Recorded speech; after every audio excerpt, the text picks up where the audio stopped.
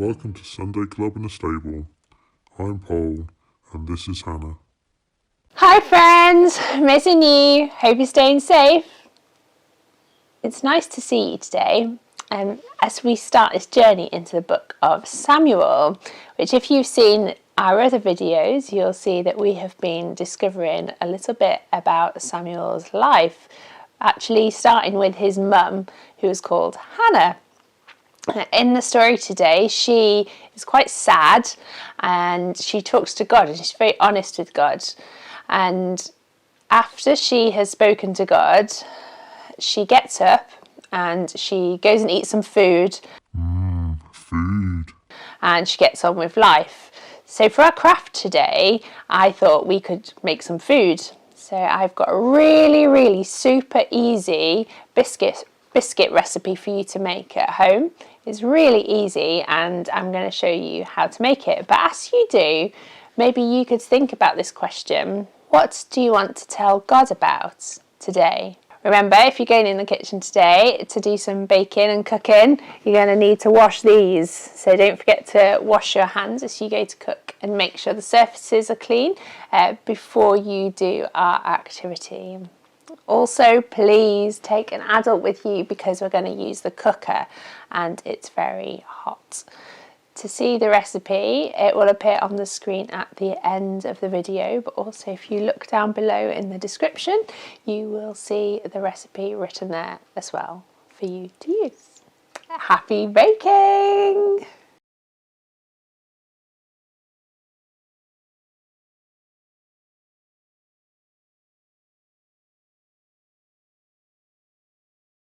Welcome to my kitchen. I'm going to give you a really simple recipe to do at home, and I hope you enjoy it. And it links a little bit with our story, as I've already said, so enjoy.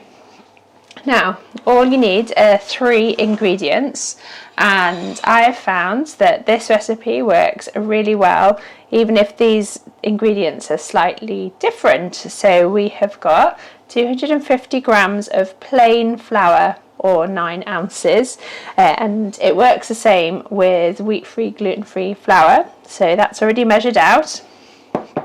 And then we have got 175 grams of butter. This can be margarine or a dairy-free option, and so that's 175 grams or 6 ounces, whichever you work in. And then sugar, we have 85 grams of sugar, or about 3 ounces. I'll put all the measurements in the section below, in the description below, so that you can follow the recipe. It's really simple. All you need to do is add these 3 ingredients to the bowl, a nice big bowl.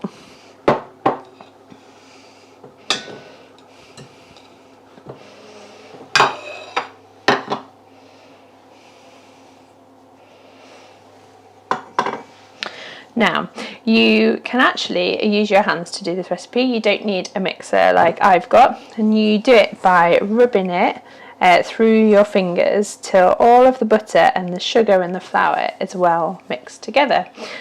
But for the sake of speed, I'm going to use my mixer.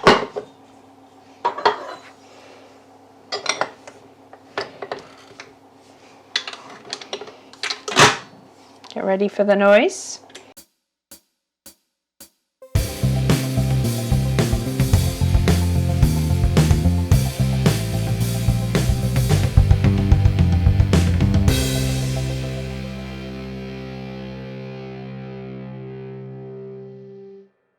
As you're mixing it together, you'll see, if you're doing it with your hands, you will see that it becomes like breadcrumby, but keep going, because eventually it will all bind together.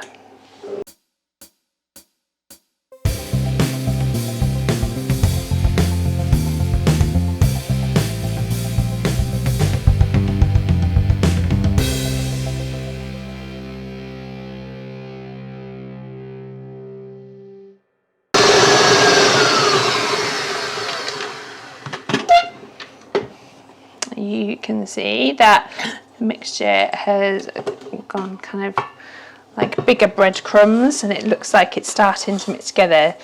At this point you can get your hands in and you should be able to push it together, so you end up with a ball of dough that looks something like that.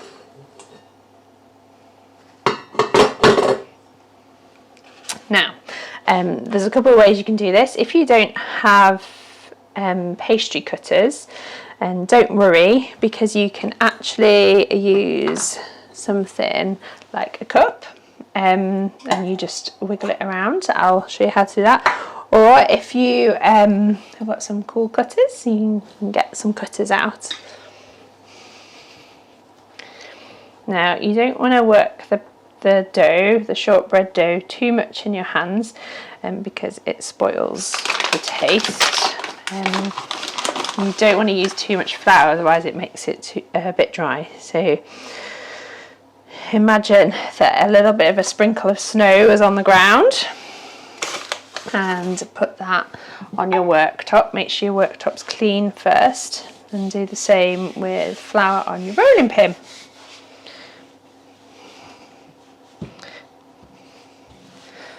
Slowly roll out the dough.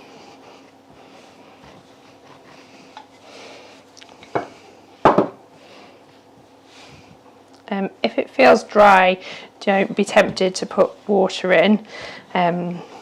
Just keep going with it.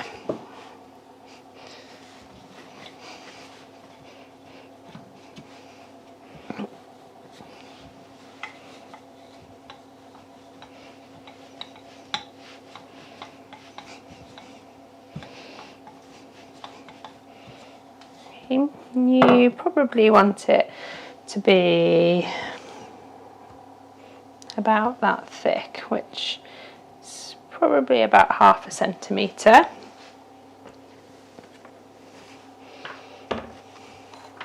I'm going to show you how to use the cup.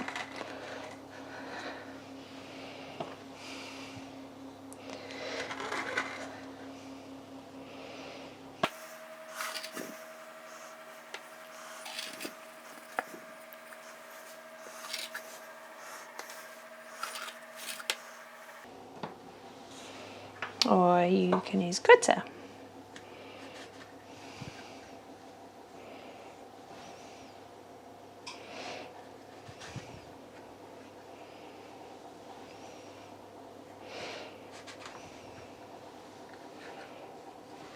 Try and get as many biscuits out of your first roll as is possible,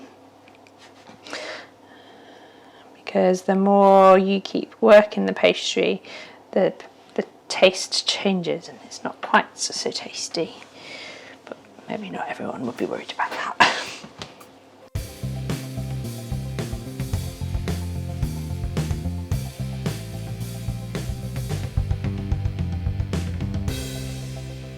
Okay, and my lovely assistant is going to pass me a plate to put them on, to cook them on.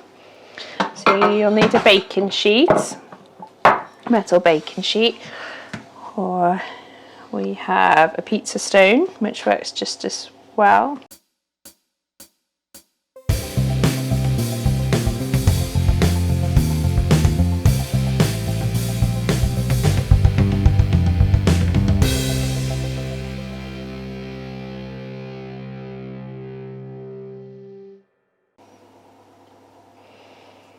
If you've used proper butter, it's a good idea to put them in the fridge just for about 20 minutes is quite helpful. So I'll put those in the fridge in a minute. But before I do, just another technique if you haven't got a pastry cutter is if you take your dough and you roll it into a sausage shape.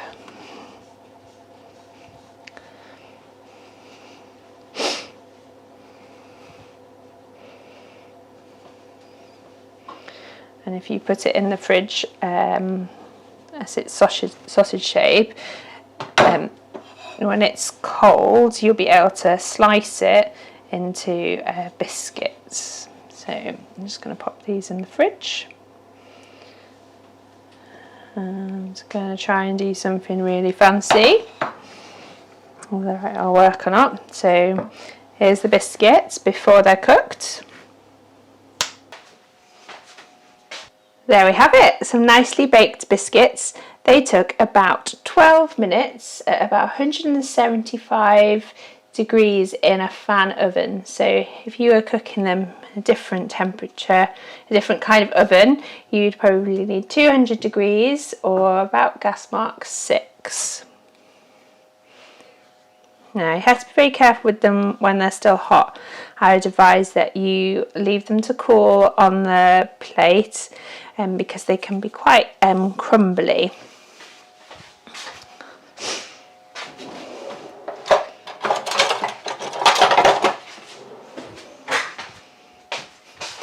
Now you don't have to put any icing or anything on them, you can just leave them like that and they taste just as good, but we all know that decorating them is a fun thing to do, and so I am going to decorate some of them.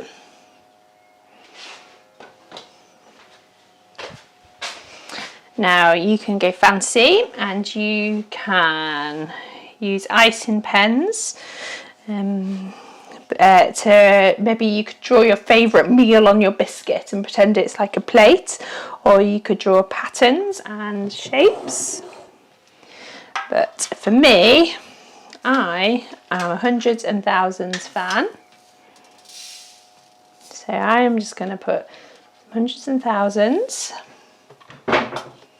in there, and just got some icing that I've mixed together. Kind of wants to be like a little bit runny, but not loads runny, like mine might be.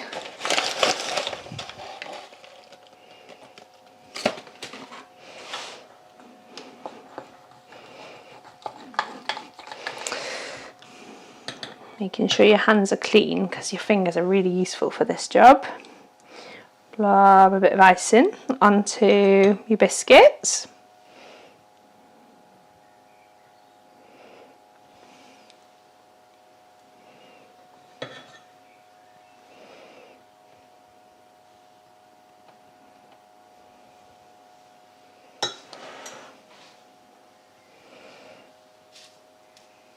And then tip them upside down into a plate of hundreds and thousands.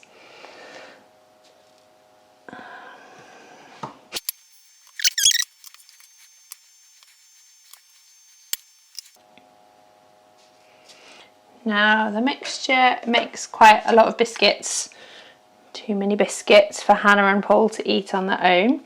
So I suggest maybe you could make some for your family. And then you could share the rest with your neighbours. And that is how to make my very simple shortbread biscuits. I hope you have fun enjoying them, and I look forward to seeing your pictures of them.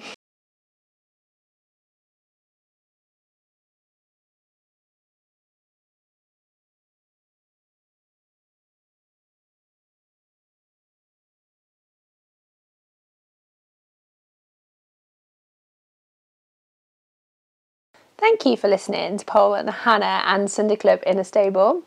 We look forward to seeing you soon. And don't forget, if you haven't checked them out already, we have some more videos here in this YouTube channel. But for now, it is a virtual high five.